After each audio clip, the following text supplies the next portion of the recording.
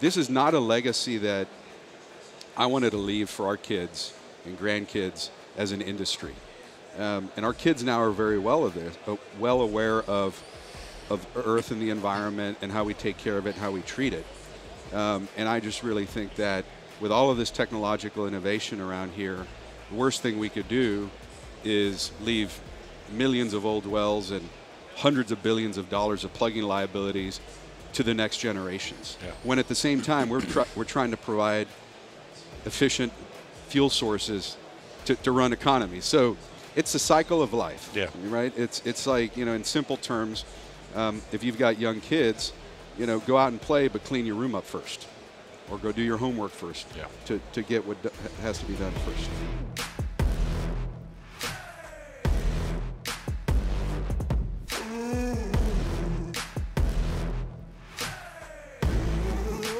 Oil and gas makes modern life possible. The energy the world requires today and tomorrow will come from decisions made in the oil field today. Oil and gas will remain the leading source of fuel to power affordable energy that is sustainable for the billions of people that depend on the success of the industry. The oil field is a group of people, companies, technologies, and institutions working towards providing the world with safe, clean, storable, and transportable power. The Oilfield 360 podcast is a 360-degree deep dive into the leaders of the industry, who will provide listeners with a first-hand account of what it takes to build, maintain, and lead the energy business into the future. The Oilfield 360 podcast is brought to you by the following sponsors: Lockton Global Energy and Marine, uncommonly independent. Lockton is the world's largest privately owned insurance broker and risk finance advisor. Lockton's global energy expertise is centered in Houston and represents the largest concentration of energy specialists, clients, and experiential knowledge in the upstream, midstream, and downstream segments of the oil and gas industry. Visit Lockton.com for more information. Upright Digital. Upright Digital specializes in partnering with your business to maximize marketing efficiencies. We have a deep understanding of people, their needs, motivations, behaviors, as well as the technologies that enable brands in many industries to utilize what is available in a changing digital landscape. Find us online at uprightdigital.com.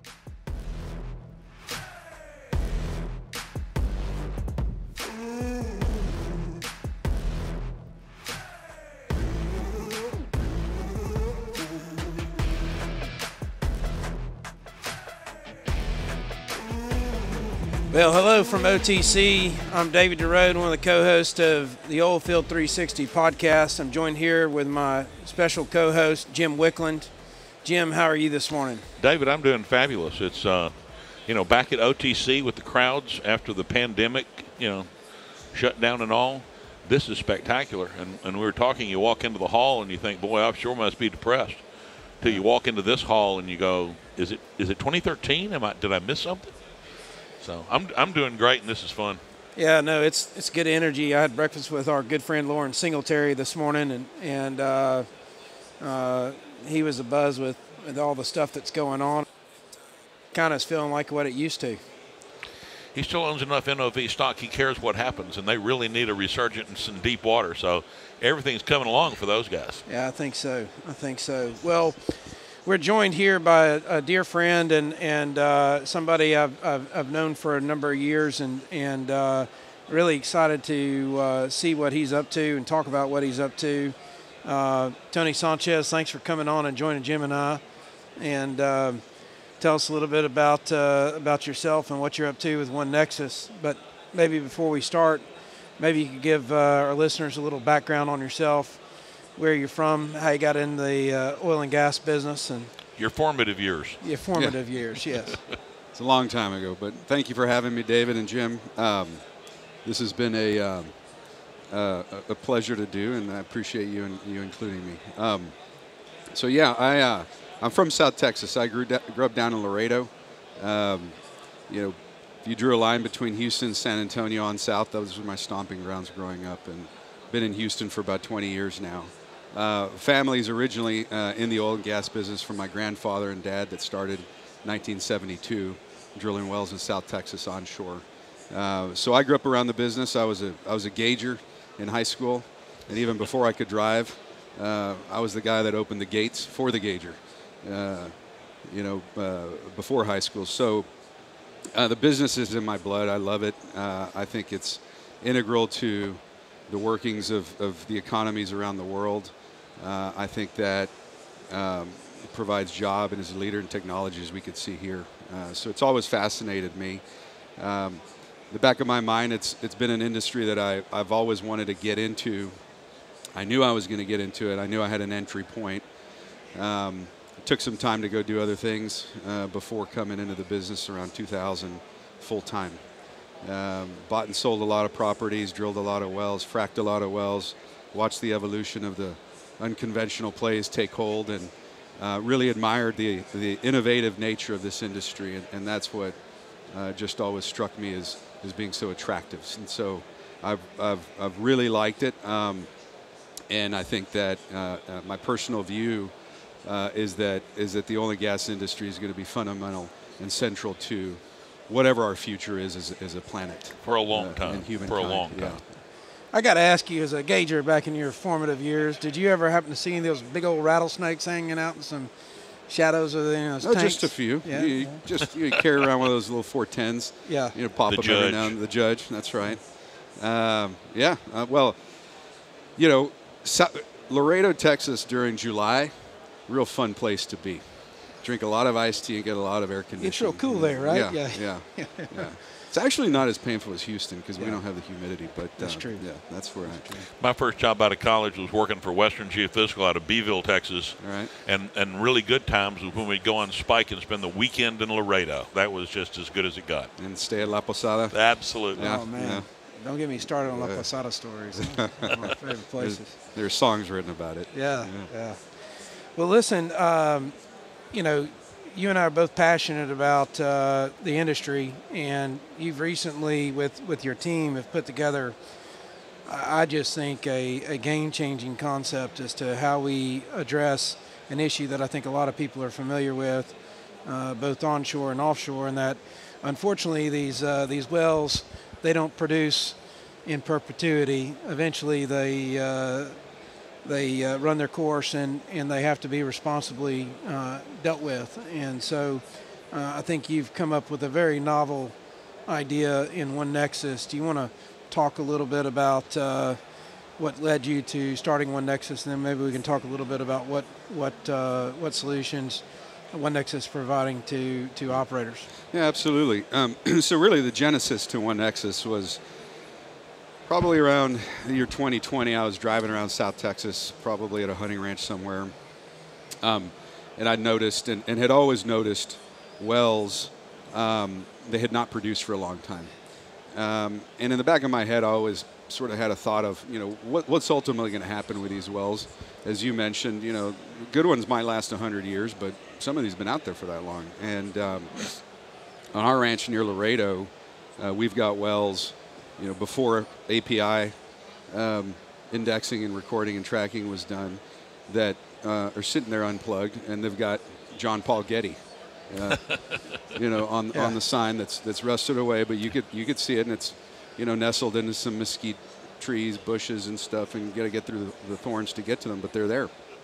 And that initially caught my eye around 2019, 2020, and I started to notice it more and more.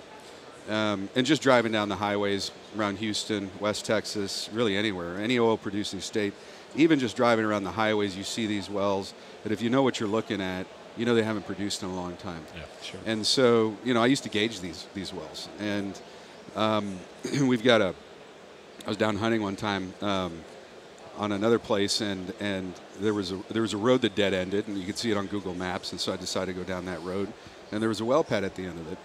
Well, there were full-grown mesquite trees on the road, which told you there hadn't been a pickup truck down that road in a long, long time.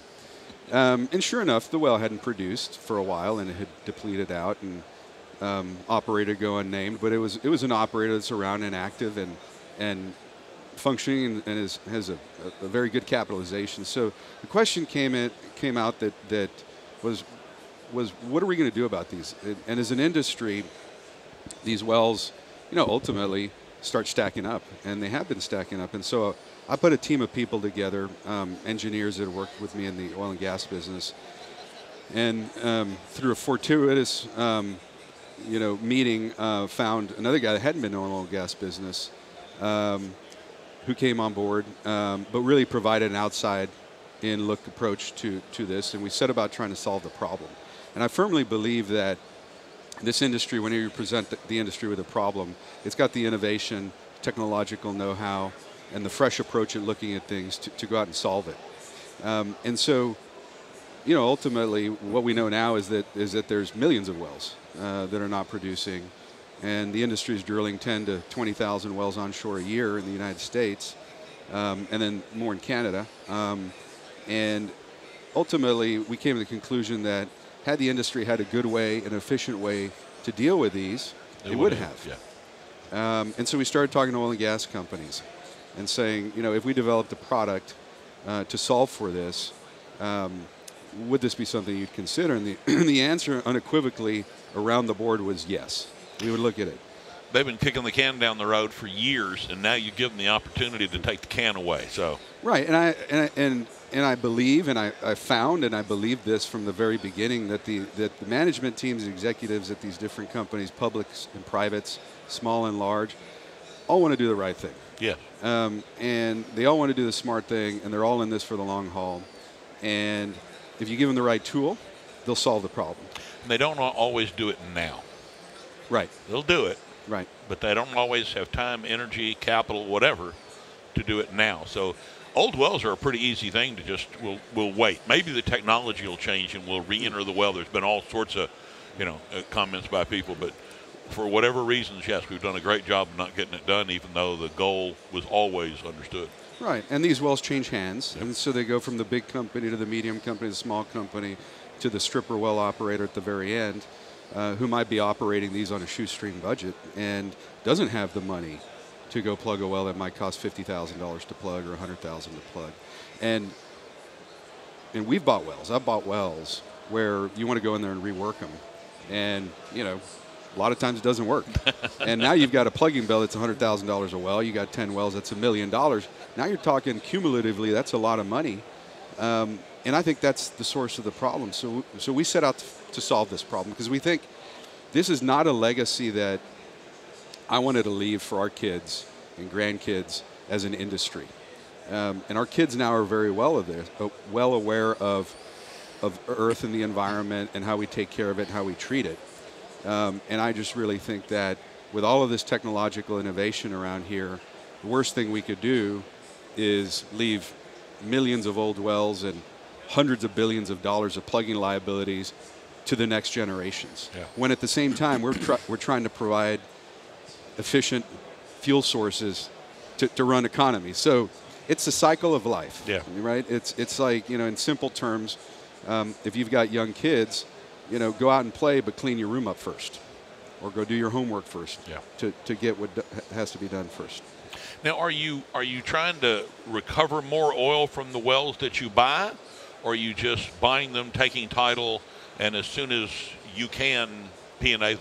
Neither, actually. So let me get out into what the design is and what we came up with. We've basically come up with a way to provide a life insurance policy for oil and gas wells. Okay. And we were initially faced during the design of this company and this product with the question, why don't you try to go get a little bit more out? Well, I've tried that before. So did Tetra, so have other people, and so have a lot of other people. And typically by the time the well makes it and is not producing anymore, there have been a lot of really smart engineers trying to get a little bit more out. So we determined that we were not going to try that. That also saved us a lot of time and effort and expenses setting up the back office to administer that with joint interest billing, landmen, all that sort of stuff. As we talked to oil and gas companies that I mentioned before, we said, well, what if we set up a trust account? Or what if we do a sinking fund structure? And there wasn't a lot of enthusiasm about that. And the reason being is that it wasn't permanent in nature. And they really wanted, given the long life of these wells and the long duration of these wells, they really wanted something that was safe and secure and regulated and that was going to be here for another 100 or 200 years, you know, as these wells ultimately produced. So that took us back to basically, and this is right about the time I started talking to David, and David has provided some really insightful advice in helping us determine this, and has become a partner of ours at OneNexus, but an insurance-based solution. And I've mentioned life insurance, and so we've ultimately designed a product that is fundamentally based on life insurance principles that you apply to humans, but we apply them to oil and gas wells. And we have a financial product that the operator could buy that basically guarantees funding for when that well has died. And just like in life insurance, the earlier in the life's well that you purchase the product, the more efficient it's going to be. Yeah. We'll sell it and are selling it to companies that are operating stripper wells, but it becomes more of an expensive proposition. It's, you know, it's like if you try to save for retirement when you're 50, 60, 70 years old, it's going to be a lot more expensive than if you started when you were 20. Similarly for life insurance policies, we're applying those same principles. We're working with insurance companies and actuaries that are experts in life insurance. Okay. And for instance, our outside third-party actuarial firm is a firm called Milliman, which is like a Netherlands Sewell, you know, or a Collie Gillespie or a Ryder Scott, but for reserves. They're kind of the gold standard for actuarial work because we've built life models for every producing well in the United States and Canada. And we can underwrite a life insurance policy for that well to guarantee that there's money when it comes time to plug the well at the operator's discretion. Whoever owns it, whoever has it, if they keep wanting to get more out of it, then they don't have to cash in the policy. But when it comes time to plug that well, call it $150,000, we'll guarantee that that funding is there. So somebody could then go buy an old well, go try to get a little bit more out of it. If it doesn't work, now they don't have to come out of pocket $150,000. They just call OneNexus, and we write the check for $150,000, pay for the reclamation and plugging costs. But at a significant discount to what that would cost in today's dollars if they were to just fund it out of cash flow. Well, $150,000 coverage amount for a well that's being drilled today, it'd probably cost $20,000 or $30,000 bucks. Yeah. You know, insignificant when you're spending millions to go drill it and complete it. And who's on the hook for the $150,000 in 15 years? We are OneNexus. So if David DeRode's Oil and Gas Company, if he had one, drilled a new well, bought coverage for that well and paid us whatever it cost, $20,000 or $30,000, depending on how much coverage he wanted, it's a one and done deal. Or we'll space the payments out over time. But generally, long before the well comes due, that policy is established and paid up, and at that point, we're on the hook. We're the ones that are guaranteeing it. We have shifted the risk of duration and guarantee and credit risk. We've taken it on. Just like when you go buy a life insurance policy, now the insurance underwriter is on the hook to make that payment when the person dies. That insurance company, though, is going to have billions and billions and billions of dollars in investments that they've been running for years to have that capital available. That's right. Where is your capital coming from to do this? So the primary source is the premiums itself. We take those. We have formed an insurance company. It's domiciled in Oklahoma for various insurance company statute reasons that we could get into later if you all want. But we have an insurance company established. It's in Oklahoma. We collect the $30,000 from the operator, and we put that into the insurance company. As we aggregate these up, we then, it's regulated now by the insurance regulators in Oklahoma. We've partnered with a group called Strategic Risk Solutions that is technically the manager of that insurance company. Okay. Milliman is our outside actuary. We have a distribution and advisory partnership with Lockton on the distribution and sales side. So we put all the pieces together. We take those premiums in, and every year, as we're aggregating more and more of these, we have to hold a certain amount of regulatory capital against those. Yeah. And it's generally about a 10 to 15% amount that we have to hold against all of these contracts that we've aggregated. And so that capital comes from Munich Re, the big reinsurance company based out of Germany. It's been around for 200 years. Okay. It's the largest reinsurance company in the world. they really latched onto this. We were going to go out and raise money from a syndicate of these guys, and they basically came and said, we like the transition theme. We like the ability to invest in the decommissioning because we think it's better for the industry. And we'll stand behind it and do the whole thing. Damn, fine godfather you found. Right. Very, very lucky to have partnered up with Munich Re. They have been incredibly, value added as we've developed the models, as we've understood the risk. Depending on how we structure these deals, there could be credit risk to it based on the company, based on the purpose. They're really involved, and they're standing behind the whole thing, which is what the regulators did. One common question we get from a lot of oil and gas companies and regulators and other stakeholders is, well, how do I know you're going to be around, Tony? Exactly. And how do I know OneNexus is going to be around?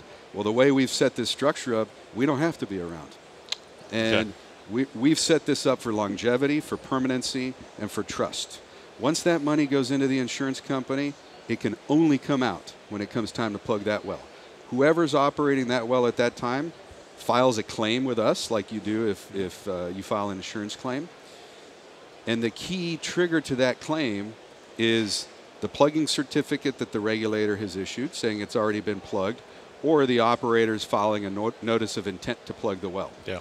You can't just call us up and say, I want to cash out my $150,000. You got to go plug that well, and then we will write the check for $150,000, and then you could use that money to plug the well, to remove the surface facilities, to do the testing of the pad and all that, to move the caliche, to take out. We're doing, we're underwriting these for gathering system sections where they want to make sure the surface use agreement calls for a guarantee that certain sections of pipeline are removed, all that sort of stuff. And so we could structure these to really meet the objective of the client, but the key part here is that these monies are permanently set aside and escrowed and guaranteed for the plugging and abandonment, the decommissioning, and the surface reclamation. The Inflation Reduction Act included a huge amount of money for P&A. Does that bill, that act, have anything to do with what you're doing? Did that help you, not help you, or no effect at all? Well, it did help in the sense that it brought a lot of attention to the problem. The orphaned wells that everybody is reading about that are coming around through this Inflation Reduction Act, that's the tip of the iceberg. Yeah. That's by the time the well really is no one around and no one there to pay for it. The liability that's accumulating at the industry level, just for onshore Canada and the United States, no one has an exact number, but on the small side, on the low side, it's about $300 to $400 billion and then moving up. And if you're drilling 20,000 wells a year and just call it $100,000 a well, that's growing at $2 billion a year. So the magnitude is huge, and it's not getting any smaller. Yeah. And I think the reason is, as we mentioned when we started this podcast, is that the management teams and the operators in this industry, as well as the funding sources, have not had an easy-to-use, cost-effective way to administer this liability. That's right. And that's what we've tried to solve, and that's what we're solving for. And not one company we've spoken to has said, no, I'm not going to use that product or anything like it. Most of them have said, I'm interested, let's talk more. It's a very interesting dynamic, which really kind of highlights the positive intent of the management teams that we're dealing with in this industry. Most want to do something. They just want to do it within their capital budgets. It's an accumulating liability. That's right. And none of us like those. No. And if you can find a way to discharge the liability, all of a sudden it's all free runway for the production. So That's right. Talk about able to sleep at night. It's an accumulating liability that is only dischargeable by doing it. That's right. A bankruptcy judge cannot discharge this liability. It is predecessor in interest that we've all read about, particularly offshore Gulf of Mexico. Companies that drilled wells 30, 40 years ago are now finding themselves on the hook for billions of dollars in decommissioning liabilities. Yep. And so the only way to do it, because it's a physical liability, you have to go plug a well. Yep. And if you don't plug the well, bad things could happen. It could become an environmental risk, a health risk, whatever. Well, it's starting to be mandated, too. I mean, that was one to me, one issue of the Inflation Reduction Act is to put the spotlight on the fact that we have a lot of these orphaned old wells, and we need to clean them up. But we're creating more of these every day. Exactly. That's the issue. It's So not static. Our mission is no more orphaned wells. If we establish coverage today, there will be guaranteed funding for that plugging expense and decommissioning liability, guaranteed, in the bank. So our mission is really to stop the bleeding, stop the accumulation now, and then kind of work backwards to solve the existing problem. I think one of the most interesting things that's come out in some of the conversations, I'd love for you to talk about that, but maybe before that, maybe you could talk about how operators have traditionally addressed this issue. You know, kind of find this like losing weight. It's difficult to do, but it's doable. Talk to us about how traditionally operators have addressed this. You know, utilizing surety, this promise to execute, et cetera. Sure. There's a variety of mechanisms, but primarily the industry has utilized surety. And surety is a promise to pay. You pay a surety bonding company 2%, 3%, 4%, perhaps more, perhaps put down some collateral so that surety company could be there in the event that you don't meet the obligation as the company. So essentially you're getting hit twice with that expense. Yeah. We've come up with a way to structure this to where it could go in place of surety, it could go in addition to surety, or it could enhance surety, depending on what the company wants to utilize and whatever that regulatory regime calls for, because there's big differences, as we all know, between Texas, New Mexico, Oklahoma, California, these different oil-producing states. So we've really tried to come up with a solution that could fit any of those, depending on what's needed. But yeah, typically companies have used surety, and they will go ultimately sell the assets to another operator and expect that operator to meet the obligation. And then many times that operator sells the wells again and on down the road to where at some point someone's going to own those wells that doesn't have the money, or has better things to do with the money. And it's not a solution that has really been met with finality. And so what we've done is come up with a way to basically solve for that, so that the industry could be. If you think about the life cycle of an oil well, it's you build the pad, you drill it, you produce it out, and then you sell it on down. You produce a little bit more and more and more. At some point, we got to close that final loop for that specific well. And I think if the industry does it, it puts itself in a position to have, the societal permit to continue to develop new wells and new areas and new resources. But with surety, though, you're not necessarily capitalizing solution. You're just it's a cost that you continue to pay until such time you've met the obligation. Whereas I think what's interesting about your concept is that you're actually capitalizing a solution at a discount to what it would otherwise cost you, and the money is held there almost in trust by the insurance policy that is funding the contract, or would fund the contract that you're making with the operator, which I think is interesting, in addition to the fact that you have multi-beneficiaries that can be a party to that contract, like the regulators, et cetera. Can you talk to us, without maybe naming some of the names of some of the folks you've been talking to, some of the discussions you've had with the regulators and what their response has been to this solution? Yeah, generally pretty positive. I think you described the dynamics of surety very well. One of the reasons why David's been a part of this since the beginning. But yeah, we're working with regulators at the state level. We're working with the BLM at the federal level. We've got oil and gas clients, large and small.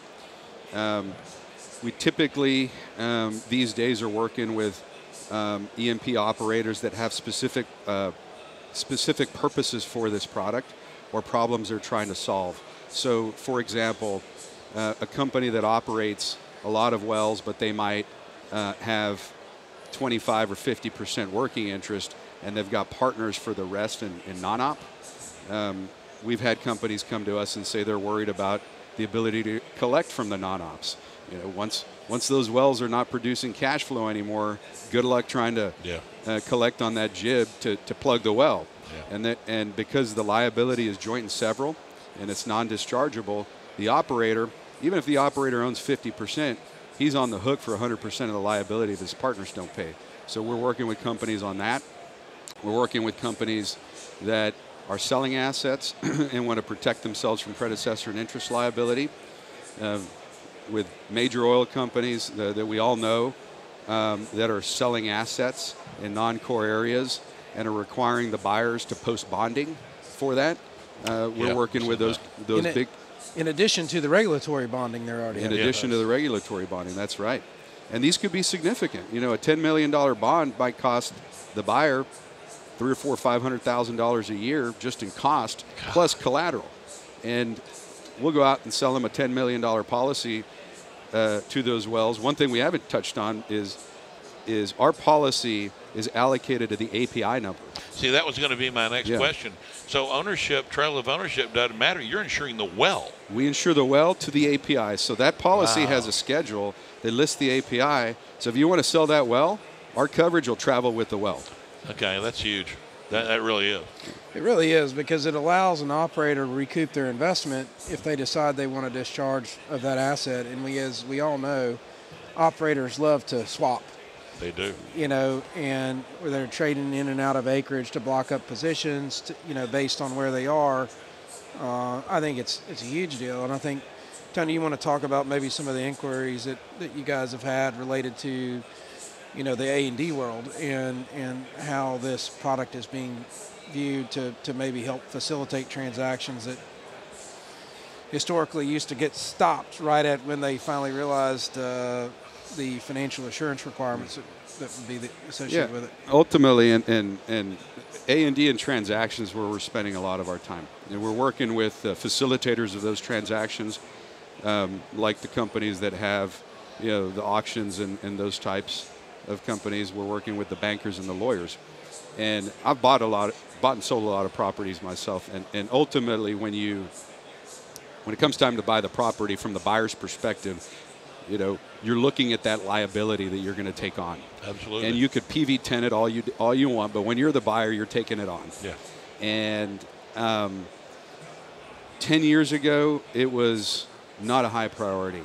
The last few years, things are changing, and it is becoming more of a high priority because people are now asking, or people are now acknowledging what is that liability.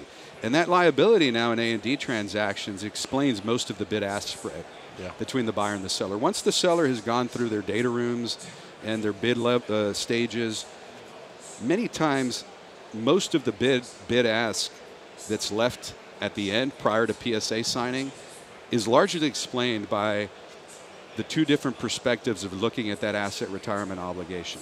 What is that liability that's been taken on? Just say it's $10 million. If that bid-ask is 12 million, 10 million is explained by that.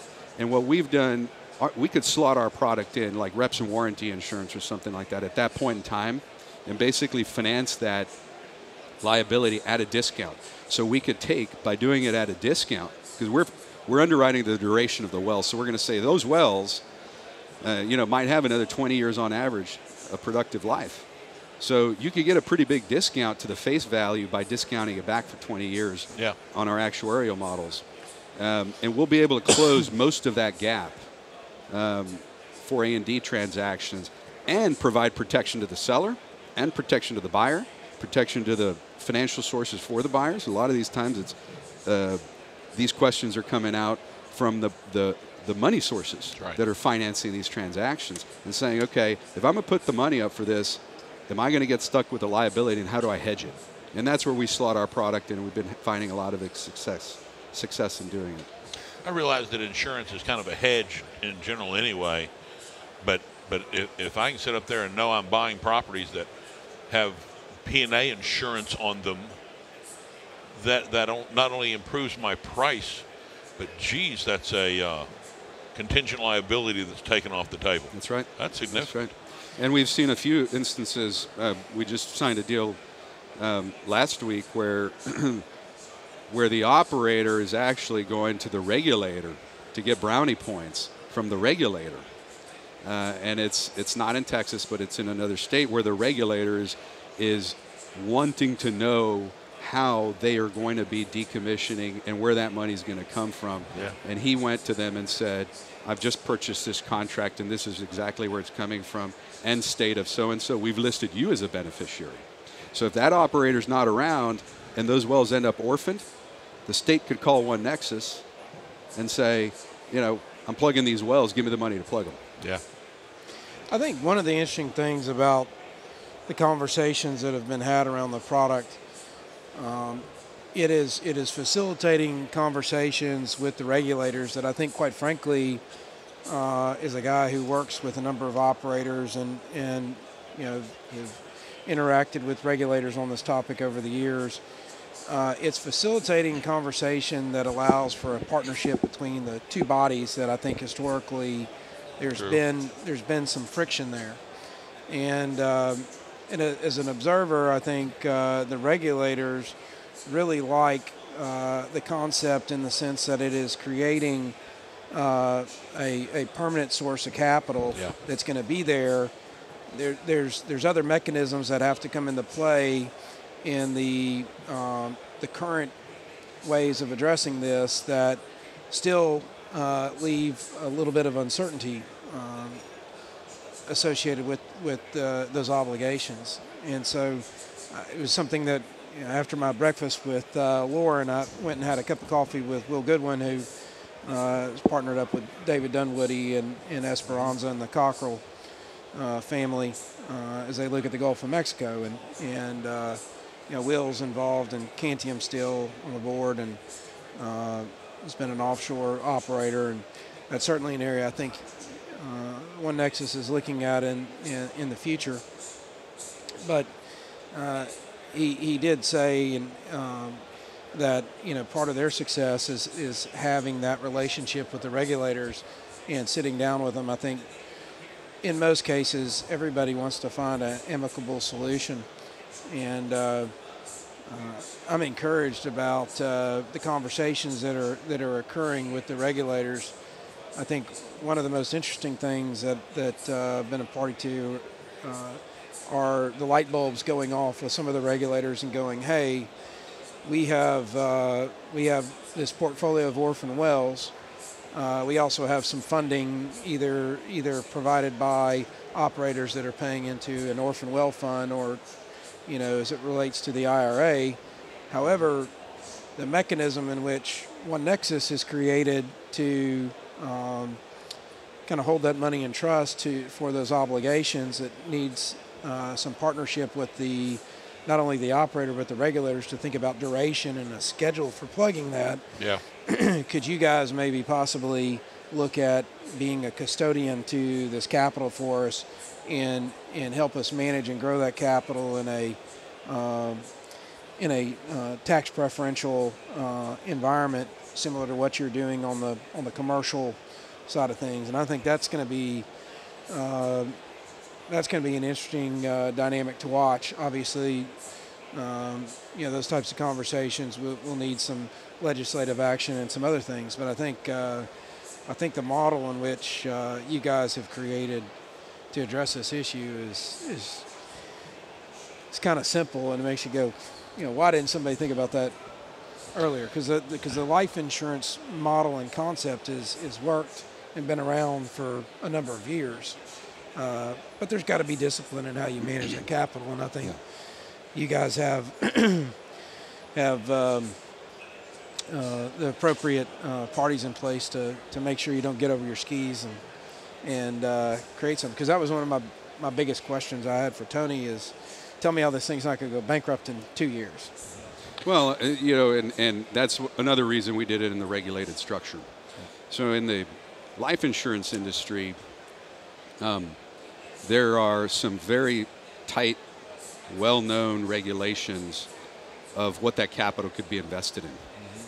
And basically, we collect the premiums, we put them in the insurance company, and once they're in there, it's investment-grade corporate fixed income, it's, you know, U.S. Treasuries. It's no risk. It's no risk. That money's going in. It's lockboxed. Only a regulator could approve withdrawal under certain circumstances for plugging liabilities. it is really meant to be conservative. There's no debt on the company, so it's conservative. It's regulated, as we've spoken about, and that also determines how that capital is managed.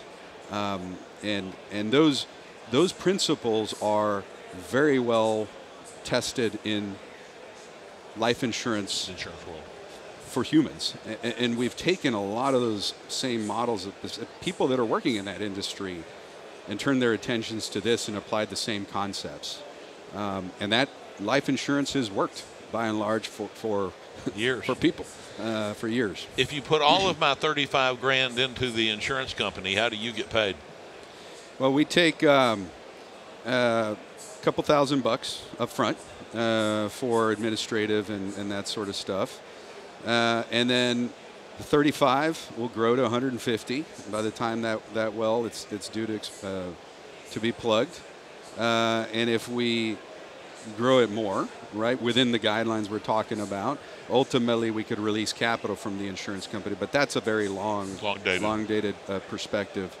And so at its most simplest, we make money by underwriting, right? So when you underwrite the policy, and it's better to think about this in terms of populations. So we're now taking duration risk, right? We take the duration risk. You do. We're saying we're going to underwrite to 20 or 30 years, and we're making a bet on you as the operator and the basin and the sub-geology. So we've got geologists, petroleum engineers that are all working this data as well. We've developed these models at the individual well level in cohorts across every producing basin in the United States. So there is a duration bet that we're making. Yes. But fundamentally, if the charge on the policy is $35,000 to establish coverage, we're taking $2,000 for our costs, and we're putting $33,000 into the insurance company. And we do it on a bottoms-up approach. The models basically start with how much do we need to put in. Yeah. And then how much do we need to pay the distribution channels, and how much are we allocating for G&A and marketing and for doing all that kind of fun stuff. So the models really start with the base amount necessary to put into the insurance company and then build up from there. And part of, the layers above it are allocations to our own expenses and revenue. And your ability to scale is through the roof. Well, that was another thing. I wanted a company designed to operate very efficiently with a relatively small amount of people. But yes, we can in our underwriting, coast to coast in the United States. We started this for onshore, but we keep getting dragged offshore. That was going to be my next question. It's a different way of looking at risks. Yeah. But we could apply the same principles to that. But it's a different risk profile. Instead of a lot of small $150,000 risks or $100,000 risks, you're dealing with a few very large ones. Yeah. So we wouldn't take that risk offshore. We would set up basically savings accounts under this structure to do this for offshore and apply them there as needed. But for the most part, we're focused onshore 99% of the time. Okay. It's certainly going to be an area you'll look to, but I think, this is a relatively new product. It really kind of kicked off last year, so you got to build up reserve capital But what a great intermediation of a business. I mean, you're taking the oil business and life insurance, and you're, building the middleman position for you. I think it's great. Hence the name OneNexus. Yeah, we were taking life insurance, we were taking oil and gas engineering, and we were taking finance and creating a problem, a solution for an existing problem that hadn't been solved. Single nexus, yeah. Right. Cool. Well, Tony, thanks for coming in and talking to us about OneNexus. I'm really excited to see your idea kind of take off and the light bulb go off in people's heads and about the application, whether it's solving a problem or helping facilitate an answer to getting a transaction done. One of the things that we like to ask our guests, on every one of our podcasts, is, is there any advice you might give to any of our listeners or aspiring young entrepreneurs as it relates to lessons learned or or anything you might like to pass on from your own personal experience. Pearls of wisdom. Pearls of wisdom, yeah.